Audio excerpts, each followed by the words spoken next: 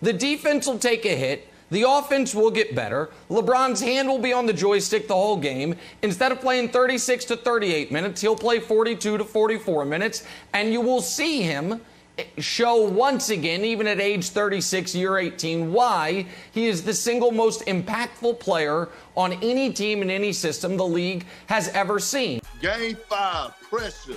And who embraces pressure?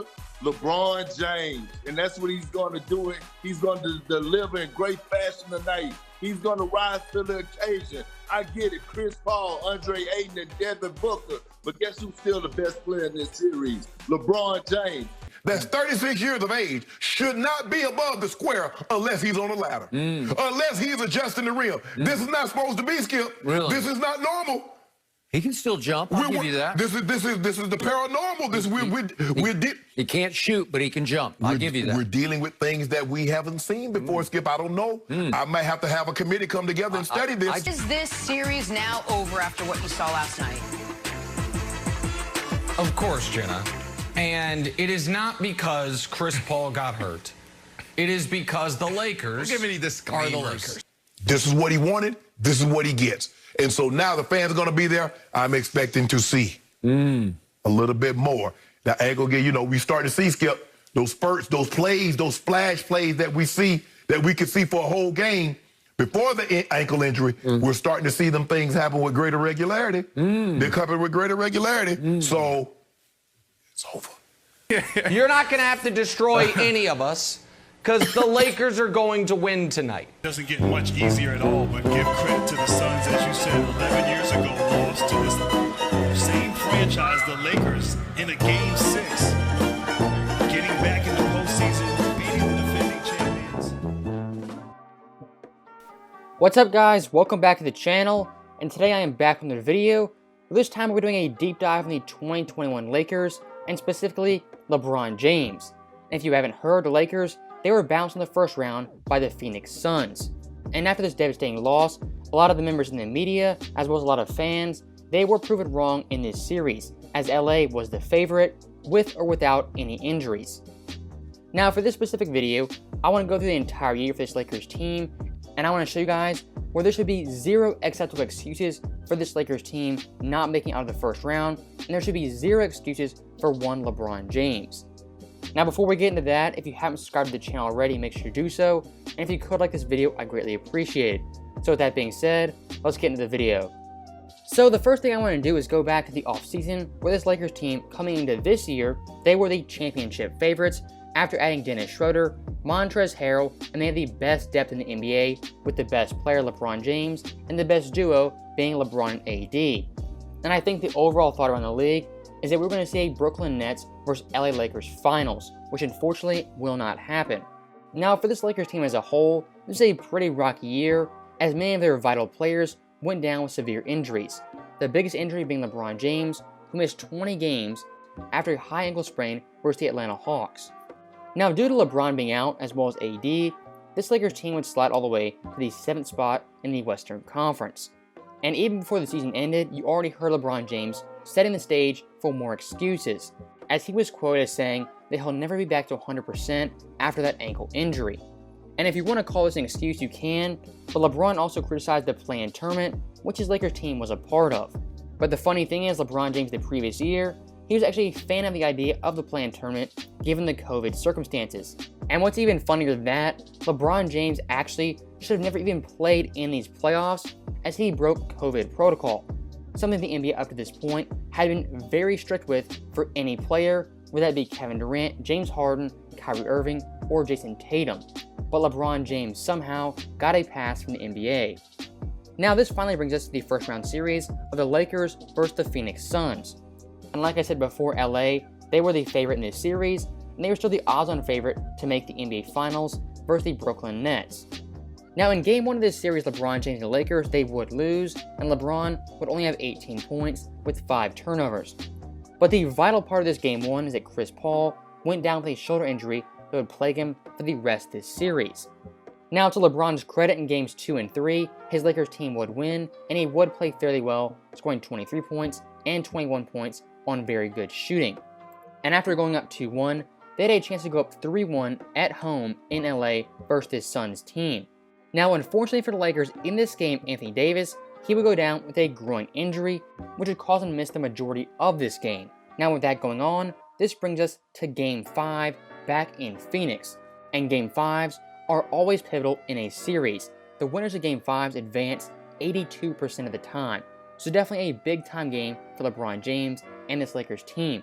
And coming into this game, the media as well as fans, they were expecting 2018 LeBron James playoff mode and for him to be all-time great. Now, unfortunately for Nick Wright, in this game LeBron James will be anything but great, and LA would lose by 30 points in Phoenix, sending it back to LA for a pivotal Game 6, with the Lakers facing elimination for the first time in the LeBron James era. And I can't lie to you guys, I thought in this game LeBron was going to go off for 40 points and absolutely dominate this Suns team. But boy was I wrong, as LeBron and Lakers got blown out from the jump, and they eventually lost by 13 points. And you have to give props to Devin Booker and the Phoenix Suns, as D-Book had the best game of his career, and this Suns team came together and they beat the undermanned Lakers. But I have to talk about LeBron James, and how at the end of this game and at the end of Game 5, he showed zero leadership, walking off the court early in Game 5, and in this game, not shaking the Suns players' hands and heading to the locker room by himself. And near the end of this game, if you watched it, he showed no effort on defense, and he effectively gave up and packed it in without Anthony Davis. And this right here has been a theme of LeBron's career, going back to his days in Cleveland as well as Miami. When things don't go well, LeBron James, he will pout and he will pack it in and he'll effectively give up.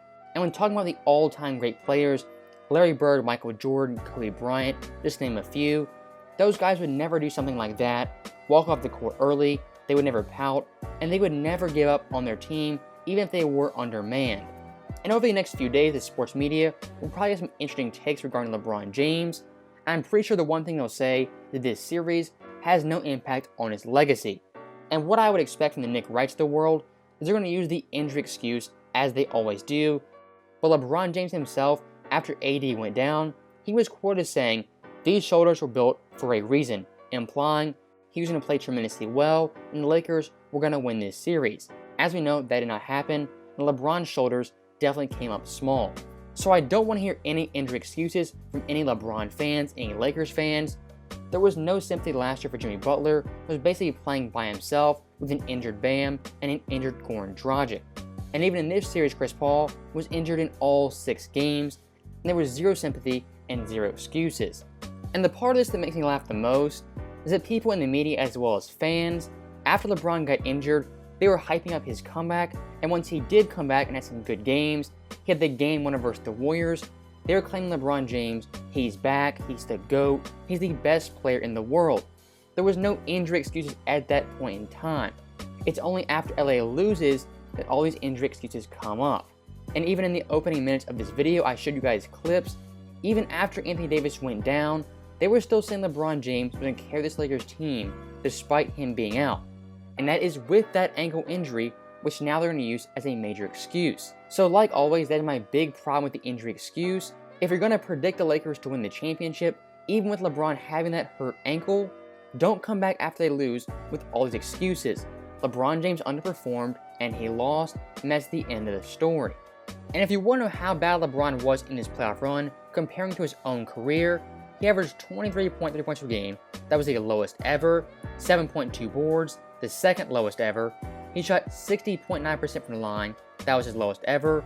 Had 0.3 blocks, again his lowest ever. And a PER of 20.1, his lowest ever.